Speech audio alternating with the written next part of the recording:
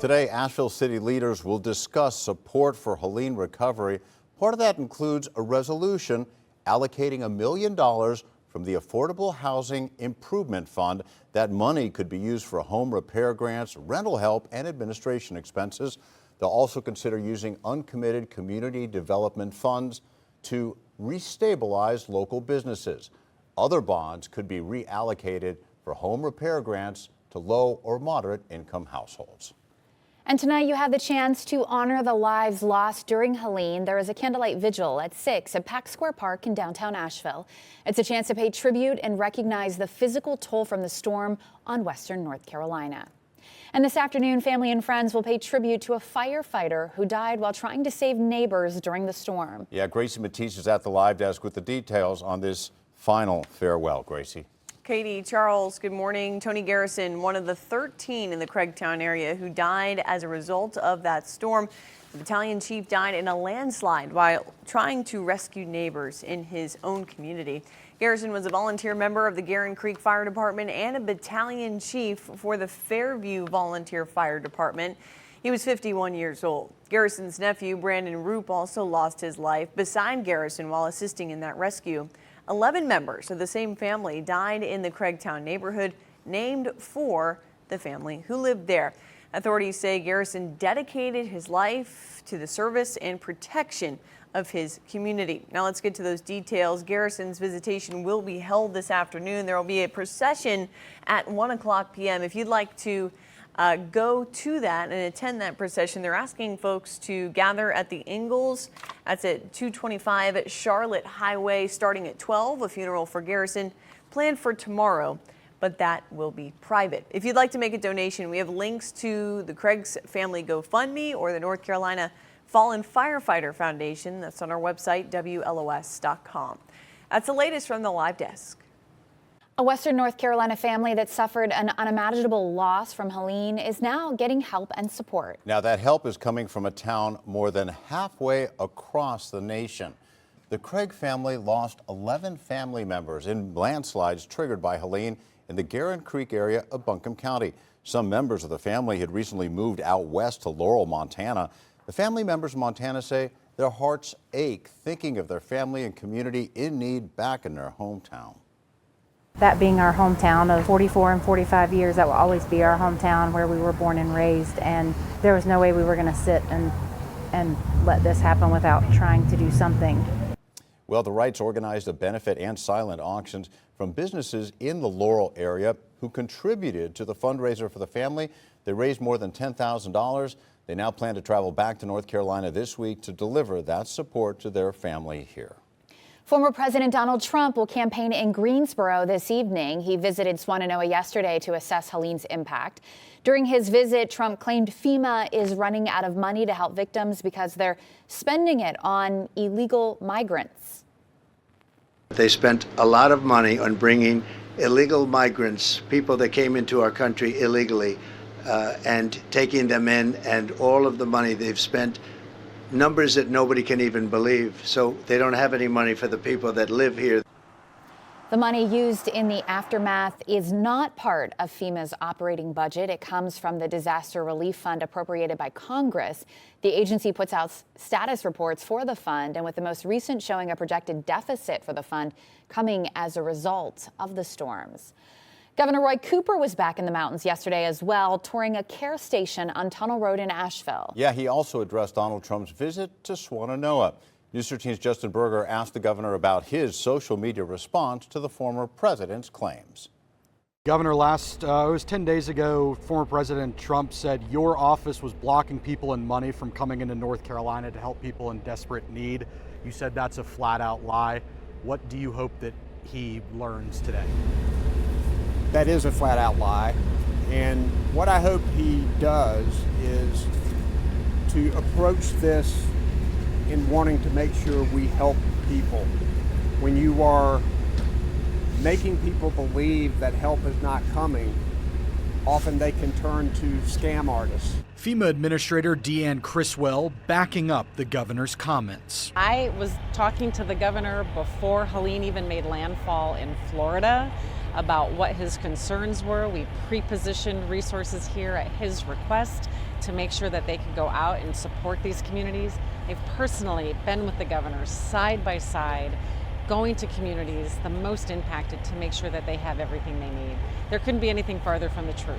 Additionally, Major General Todd Hunt with the North Carolina National Guard says his team has been here since the night of the storm.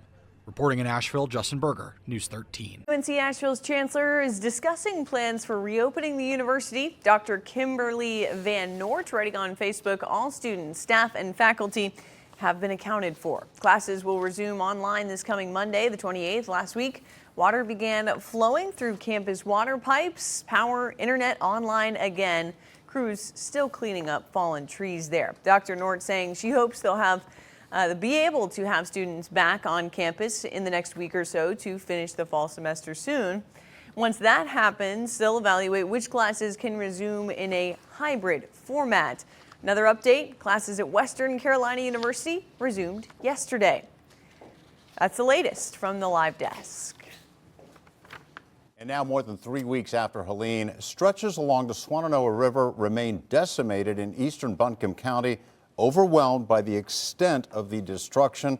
Cars are still pushed up against trees, and people who lost their homes are actually living in tents. As News 13's Kimberly King shows us, neighbors are raising money to help those who lost their homes. This is video taken by Martin Riggs, the Swannanoa resident, left his house in the middle of the flood. You gotta be behind those duplexes, man. Going to help rescue people stranded. You can hear their cries for help. I can't find you! Are you behind the duplexes? It was September 27th, 10:18 a.m. These were the duplexes, floodwaters taking over the first floors. He and other neighbors were able to bring 2 people clinging to trees to safety. Down from his house, the waters raged. Then he saw this. Oh my God, there's a guy floating. He couldn't reach him and doesn't know if the man survived. But this is Martin today, still helping. There's about $10,000 in there right now. Raising cash for Daniel Ruega and his family of 9. I watched the mobile homes just wash down the river. And Connor I definitely met. He was helping us pull that safe out of the field there. Daniel and his family lived here in Swannanoa 19 years. Their 7 mobile homes now gone. And almost everybody living in the same spot, and everybody lose this. So everything. That it's been a few weeks since this all happened. I'm feeling all right, but the first time that we got here with my mom, I saw her cry and then I got a little sentimental and then started crying. The children have a strong father in Daniel who works in construction, focused on finding his family housing. Do you feel like you'll find another place? Hopefully. Martin, their neighbor, now friend, working to help them as well, even the youngest in the family realizing this. That the material, all the stuff that you lost, you can get that back, but life is priceless. Representative Chuck Edwards sent out a post-Helene update that stated all of Western North Carolina is open for business and encouraging visitors to come, but not everyone may be ready. In places like downtown Asheville, that statement rings true, with many shops and restaurants opening their doors to locals and tourists alike. But if you head down to the Blue Ridge Parkway, a different story is being told there. Parkway officials say landslides and downed trees have made roads too unsafe, at least for the time being. We saw nearly tens of thousands of trees that were down across the road. There were approximately 36 landslides above and below the road with varying levels of impact, and we are still assessing those. Officials say they are working to get certain less severe parts of the Parkway open as soon as possible. And we chatted about this before. You know, the congressman likely meant well, but the situation isn't the same everywhere in North Carolina. In fact, I just saw some of the local Asheville tourist groups. They put out a map showing, you know, some portions of some counties are ready, others not so much. Right. Some of those towns and cities, they're advising folks to look on websites, make phone calls. So maybe part of a bigger coordinated effort. Right, exactly. Asheville City Schools is now less than a week away from going back to class. Buncombe County Schools goes back this Friday. But ACS educators and administrators are ironing out some details about this Monday's return. Next Monday, October 28th, will be a shortened day. Elementary students will report from 9 a.m. until 1 p.m. Secondary students will go from 10 a.m. till 2 p.m. And that'll be the case on Tuesday, the 29th as well. Wednesday is a regular learning day with hours to resume as normal. District leaders are now looking at options beyond the school year to help make up for some of that lost time. I think we will hope to add some programming over the summer. So what I think we're hoping to do is to get some grant funding so that we can pay our teachers, our current staff, to tutor our students either after school, before school. Well, transportation routes have changed as well. Those will be communicated with families in the Chipmunk app or in their parent portal.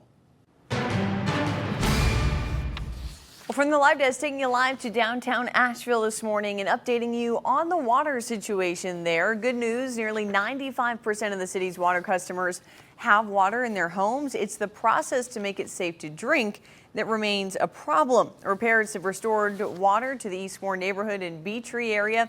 Damage to a main line has prevented homes on Town Mountain and Webb Cove Road from getting water there. The water department hoping to have a temporary fix in place by tomorrow as those repairs are made. Efforts to clean up the North Fork Reservoir seem to be working in reverse, with deeper water in the lake clearing first. We do have 3 intake levels at North Fork: 21 feet, 50 feet, and 80 feet. So if that deeper water clears up, and we think it's treatable, and again, no timeline for that yet, but if this trend sort of continues and that deeper water clears up first, we will certainly be able to get it from the reservoir into our treatment facility.